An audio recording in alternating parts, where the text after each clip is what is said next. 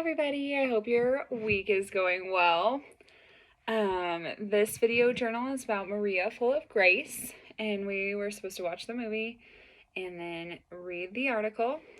So I did just that, obviously. I watched the movie first and then read the article, and actually a lot of things made more sense after I read the article. I think I didn't pick up on everything that was hinted in the movie until I was able to read about it.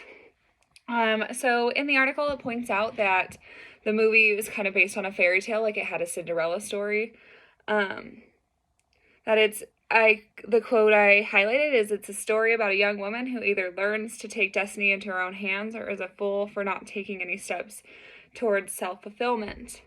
And I didn't initially think of it as a Cinderella story, but now I do see it. I do wonder though, like, since now we have more of a backstory on,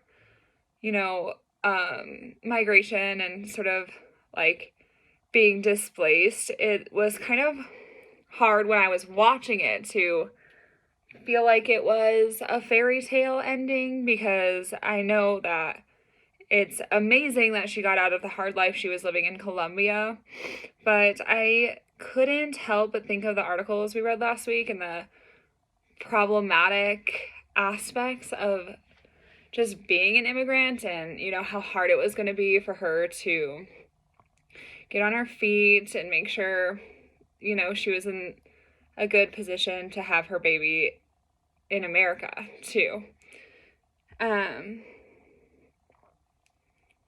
I also highlighted, it's clear from the start that Maria's worst enemy is poverty of her stifling hometown. And that was clear. It was upsetting to watch, and the fact that she was treated so poorly in her country working at the flower industry, and that she could literally throw up and they still wouldn't let her go to the bathroom. The idea of something like that occurring is obviously hard to watch. I also highlighted Maria's insatiable sense of adventure pushes her to climb the roof of an unfinished building just to see the world from above, whereas her boyfriend Juan refuses to follow her to the top, fearing the risk involved. And when I watched the beginning of the movie, I didn't even think of the symbolism that would be attached to that moment. And it was definitely interesting to think about it from that angle where she was able to explore and try to take risks to find a better life, and that some people were not able to do that, especially her boyfriend at the time. I also thought it was interesting to think about the exotic portion. I did feel like the culture in the beginning when they were dancing and they were all in Times Square, and it seemed like it was they were close and tight-knit and that they were having fun.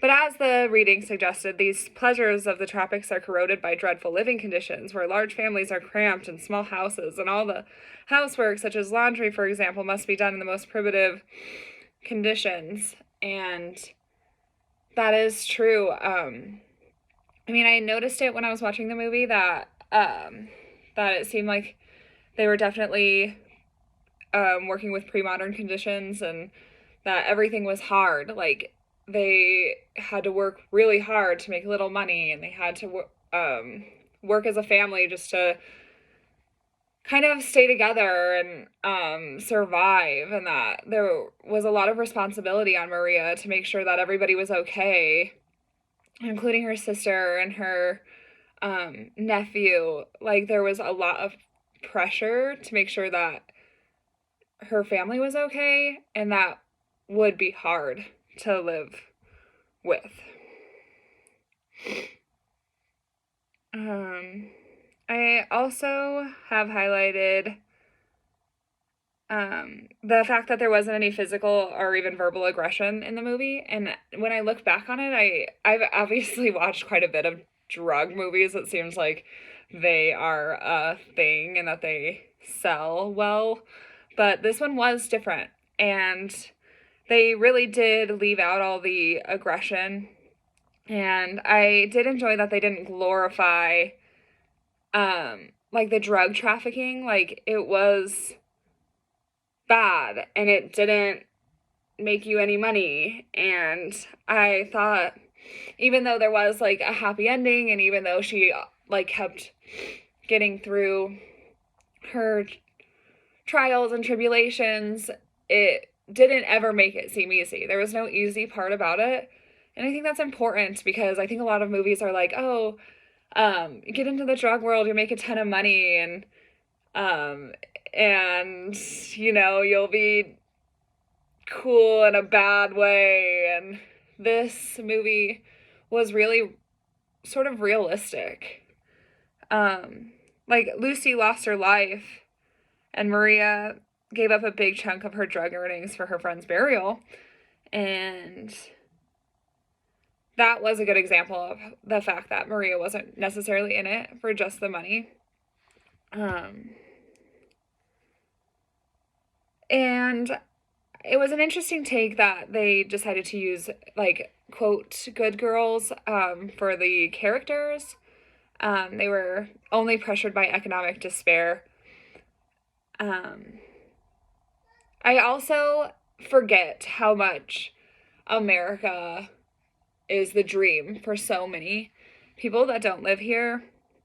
It really does point out that this country that we live in, like, even though I take it for granted daily, is to others like the land of opportunity and dreams. And it's always a good reminder to know that for me, I have everything at my disposal, and that dreams can come true here. And that there are other women that would quite literally do anything to be a part of it. So,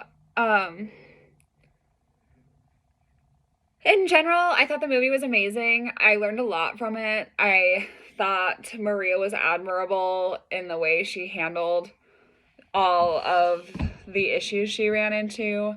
And it did teach me a lot about Latin America culture and,